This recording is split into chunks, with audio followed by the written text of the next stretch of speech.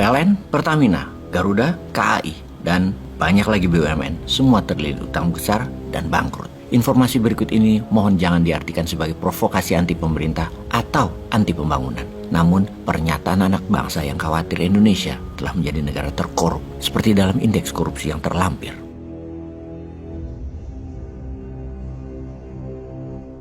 Dan mengapa hal itu bisa terjadi? Apakah ini ego pejabat tertinggi yang mengatakan dalam hati, gue biarin lu main, tapi jagain posisi gue selamanya ya? Begitukah? Pastinya tidak. Pastinya itu hanya hoax dari pandangan bosman. Tidak ada pejabat yang ingin menjabat selamanya, namun mendiamkan uang negara dibagi-bagi di korupsi sesama kroninya. Dan pejabat walaupun bukan kroni, namun supaya mendukung dirinya menjabat selamanya, didiamkan.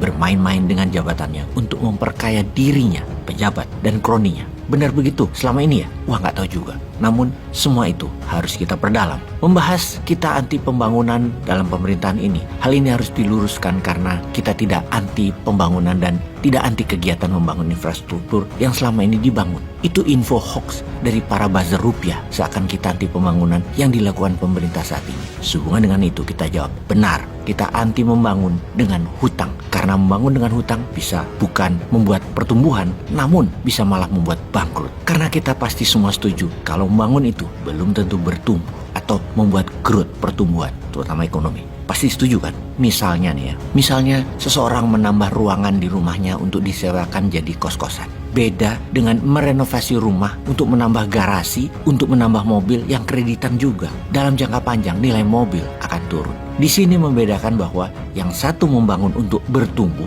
yang satu membangun untuk menyusut. Jadi kita tidak anti membangun, yang kita anti adalah membangun pakai hutang. Jelas ya? Kita bahas tema utama kita sekarang. PLN merugi ratusan triliun hingga 500 triliun.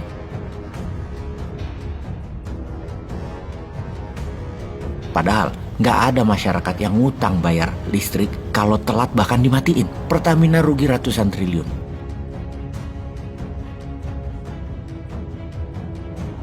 Padahal bayaran kita di pom bensin semua tunai. Gas melon atau gas tabung lainnya, semua kita beli tunai. PGN dijual karena merugi ke Singapura. Rajin membangun infrastruktur namun BUMN karya-karya kok malah merugi. Masyarakat yang kalau naik kereta api tunai kita bayar. KAI-nya terlilit hutang besar, menanggung beban investasi kereta cepat dan pembangunan lainnya.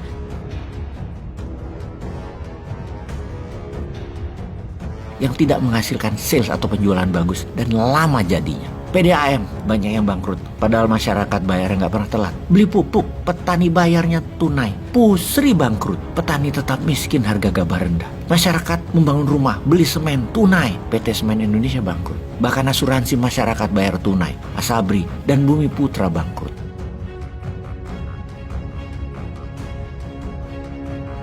BPJS terlilit hutang. Lebih aneh lagi, kita beli tiket pesawat Garuda, itu airline harga tiketnya termahal. Garudanya bangkrut.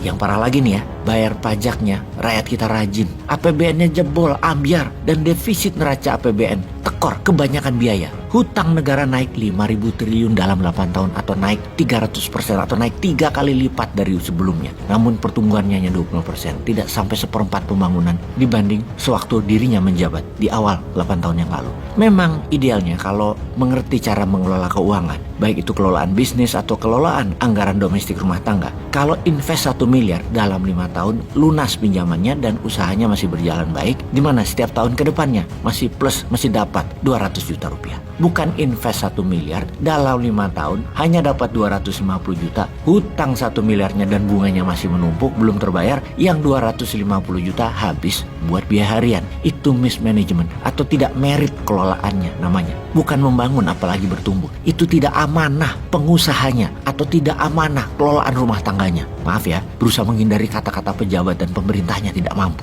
Jangan sampai kita mengatakan pejabatnya tidak mampu karena mereka itu pilihan 60% masyarakat yang saat ini pun masih disukai. Jadi bagaimana kita melihat masalah ini semua dan apa solusinya? Nah, itu ciri new mind. Kritis dalam melihat masalah, kritik masalahnya, dan kemudian memberikan solusi. Kalau kita melompat ke depan, sebenarnya solusinya sudah ratusan kali kita katakan. Tutup Kementerian BUMN. Perusahaan BUMN di merger yang satu model bisnis dengan akuisisi atau swap share. Perusahaan BUMN yang merugi, yang hanya mengerjakan proyek aman, proyek negara, ditutup. Lalu perusahaan BUMN yang sudah ramping dari 800-an perusahaan jadi 50-an, semua dilepas ke publik, IPO. Bahkan lebih dari 51%-an share dilepas, di mana mekanisme pasar kemudian dijalankan. Tidak ada lagi proyek pemerintah dikerjakan BUMN. Semua tender normal dari Bappenas, pengendali proyeknya. Nah, informasi tutup Kementerian BUMN sebenarnya ya itu melompat karena pasti banyak yang nggak setuju kalau informasinya begini. Namun kalau kita melihat sekarang semua proyek pemerintah kalau dikerjakan swasta mungkin harganya setengahnya saja selesai itu proyek. Ini dengan BUMN sudah mahal 2 kali lipat, merugi lagi. Merugi itu karena